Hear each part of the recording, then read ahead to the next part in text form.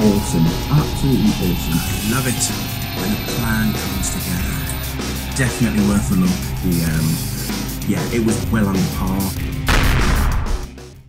And good evening, everybody. Hope we're all having a good week so far. It is Wednesday, the 10th of April 2013, and I'm here to review Oblivion, starring Tom Cruise and Olga Kurylenko, directed by Joseph Kosinski. And what is actually quite interesting about this film was not until after the credits rolled that I had no idea that this was actually based on a graphic novel written by Joseph Kosinski himself. So figure that one out. Someone who's written a book and then directs a movie based on the same book. Amazing. How many people have actually done that, to be honest? How many comic book graphic novel writers have then gone on to not only write the movie for the same book that they've actually directed the film for as well? That's an interesting quiz for you. Anyway, so the film itself, it's based in set in a very distant future, whereby a repairman by the name of Jack Harper, he's assigned on Earth 70 years after it was decimated by an epic war that took place between an alien race known as scavengers, or the scavs as they nicknamed them, and he's assigned with a female by the name of Victoria, who is played by Andrea Riseborough, and she's very beautiful for a redhead. Wow. Anyway, sorry, I'm veering off again. But yeah, so his mission, both their mission is to, they've got their drones assigned on Earth to, get rid of any scavs that might still be lurking on Earth. And these drones are very, very intelligent, highly intelligent. It's amazing. It's just they're impressive is all I can say. I would love to have a drone like that for myself as a bodyguard kind of thing. But yeah, the interesting thing, as I say, because it's set on Earth, there's this huge sort of space station above Earth known as the Tet, and it's this Tet that's transported humans to the nearby moon on Saturn called Titan. So pretty much the human race has moved from Earth and gone to Titan, and it's up to Jack and Victoria to sort out all the drones, get them repaired as best as possible, and then they're going to be transported over to Titan as well. However, Jack, the film opens up quite interestingly. He has a flashback. He has a dream, as such, of the Empire State Building. He's at the top of the Empire State Building, and he sees this woman who's played by Olga, and he has no idea who she is, what she represents, or why she's connected to him in some way. We do eventually find out who she is and what the connection is with him in the film, but it's amazing how the film progresses. You start to think, what the fuck is going on? And there are some areas where you think, okay, there are some large plot holes. I will grant you that. There are some really large plot holes, and you're actually thinking to yourself, what's really going on? There is something missing that should have actually have appeared in the film.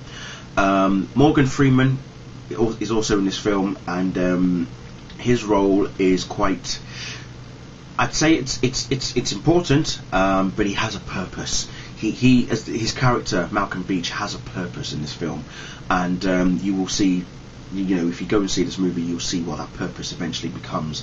But at the same time, what I notice about the character Jack is that even though he has memories, he's read up about the past 70 years of Earth, there's a part of him that lingers of this particular woman, as I say, and the life that he might want to have with her. And I think that's probably what the film is more about. It's more about Jack and this female played by Olga called Julia, and it's more about them two than anything else. Effects wise, brilliant. I love the effects. The visuals are stunning. I particularly love the spaceship, the ship that Jack Harper goes in as well. It's quite unique thing. Just seeing Earth totally overrun with earthquakes, tsunamis and all that stuff, and just seeing how it looks after the decimation of the war.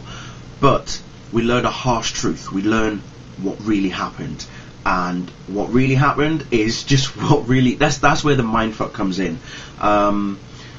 Think of Space Odyssey 2001, obviously a Space Odyssey. Think of a bit of Aliens in there as well.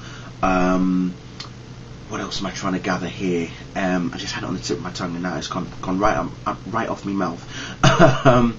But it's just, well, I'm not. If I say any more, I will eventually give it away. So I don't really want to say any more. But let's just say that if you do go and see this movie, there's going to be a huge divide. You're going to get the people who are going to enjoy it for the visuals and the effects and whatnot. And the action is quite fast paced in many places as well. There is a few slowed down scenes as well. But when it picks up, boy does it pick up. Then you're going to get people who think, what the hell is actually going? What's this film all about? What is it? What's the real meaning behind the film? And let's just say that what the real meaning behind the film, as I say, it's more to do with Jack and Julia. Okay, that's all you need to know. Going with that sort of premise, going with that mindset, and then just see how everything revolves around those two. Okay, but yeah, it's pretty much more to do with them than the surrounding of what's going on in the movie itself. But there are certain elements that will get you thinking, what? You will be sitting there, you're like, huh? Where? Why? How? What the fuck? So yeah, you will be feeling like that. But like I say, I think it's enjoyable. It's mysterious, but it is a mindfuck at the same time. Not in the same sense of a mindfuck as what Akira was, because that was an epic mindfuck. There's also elements of the Matrix in here as well. I think Kaczynski was trying to build sort of like a Matrix universe as such at the same time, and that's actually what I was going to compare it to and such. Is there's a bit of Matrix involved in some sense, and further into the film as it progresses, you will see, oh my god, actually yeah, I can see where the Matrix kind of fits in. And I also think, not sure if Joseph did this on purpose, but I also think that there were references to some of Tom's other movies, particularly Top Gun, and there's also I think there's a reference to, I think, also to King Kong in there as well, especially to do with the Empire State Building. But yeah, there are certain references as such. But like I say, I think overall I definitely did enjoy it. I wish that there were more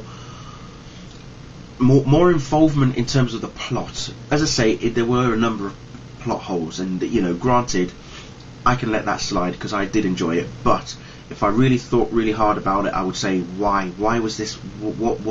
There's a connection that should have. There's something that's not there, should have been there, kind of thing.